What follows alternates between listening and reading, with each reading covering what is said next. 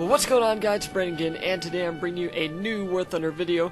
And today we're going to be talking about the Do-335. Now, this is user requested by two people actually, and this comes at the request of Reed Templeton and Zralok CZ. I hope I pronounced that right. This is going to be a lot like my Horton 229 video, where we just kind of go over and talk about the plane. Now, just bear in mind, this is not gameplay of the plane. Of course, this is the Me-262 in the gameplay video here. Anyway, let's go ahead and start talking about the Do-335. Now, this is one of those planes that I really do think if it would have came earlier in the war, this plane really could have been a huge game changer for the Germans for their air superiority. It was just that good of a plane. Now, the Do-335, if you can imagine this, resembles the XP-55 Ascender in a way, where it's got twin engines. Now, when I mean twin engines, I don't mean on each side of the wing, like on each wing there. I mean like it's got one in the front and the back. Now, the front engine would act as a puller, while the rear engine acted as a pusher. And these worked in conjunction to basically make amazing speeds for a prop plane. Now, the engines that this thing was equipped with was, and excuse how I pronounce things, please correct me if I'm wrong, but it consisted of two Daimler-Benz DB603 series liquid-cooled 12-cylinder inverted inline engines.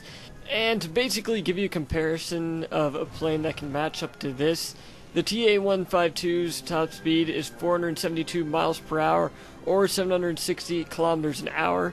And the Do-335's max speed is 475 miles per hour or 765 kilometers an hour. Now, it has a few kilometers an hour on it, but still it's faster than the TA-152, which I believe is the fastest prop plane in War Thunder.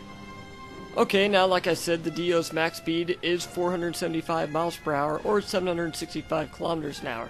Now, let's go ahead and kind of compare this to two other Allied planes. Now, the P-51 Mustang's max speed was 437 miles per hour or 703 kilometers an hour.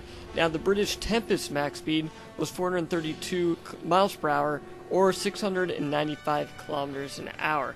Now, having said that, that is a very large margin compared to the Do-335, which really was a big game changer. There's even a report that a British Tempest pilot was trying to chase down a retreating Do-335, and he couldn't even get in within shooting range. That thing was out of there, it was gone. He just couldn't keep up with it. Okay, now moving on to the armament, the Do-335 had one 30mm Mark 108 cannon and two 20mm MG-151 cannons. Now, this is much comparable to the TA-152. Now, the Do had the power of a big twin engine with the maneuverability of a German fighter, which this basically put it in terms of a TA on maneuverability steroids, but still had that speed of the TA. Now, some key features that I found interesting and liked about the 335 was when landing, the front engine could be shut down for fine-tuning and feathering, which made the landing procedures combined with the tricycle landing gear much easier and made it much less complicated. So I hope that they incorporate something like this, so when you land you can shut down the front engine and still leave the back running just for the fine-tuning. Now, another piece of information I found interesting was the pilot had the ability to jettison the rear engine, so in case of emergency, in case he had to bail out, you could jettison the back engine and bail out without worries of slamming into the props. So in my Horton 229 video, I talked a lot about the history, but in this one, the history of the Do-335 is really short-lived. There's a lot of history on it just because it was so late in the war. It just came too little, too late.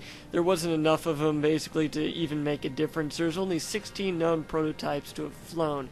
However, the Germans were going to order 2,000 of these things to be manufactured and put to combat use.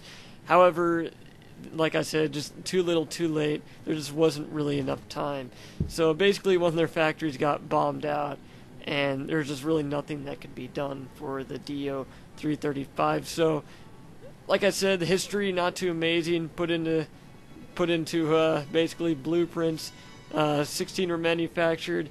They were planning on manufacturing 2,000. It didn't quite work out, so the project was basically just shut down. So anyway, guys, I hope you enjoyed this video. I still have a lot of user-related content to put out there for you guys that people want me to do, so I'll go ahead and get that out there soon for you guys. It's spring break, so I got a lot of time on my hands, so hopefully I can get some content out there. But anyway guys, I hope you enjoyed this video. My name's Brandon, and as always, have a nice day.